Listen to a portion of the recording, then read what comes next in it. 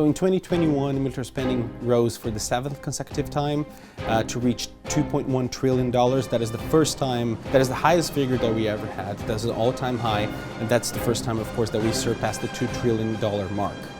Military spending, it's not only arms spending. People tend to equate those two things. Of course, military spending covers arms spending and arms procurement, but it's much more than that.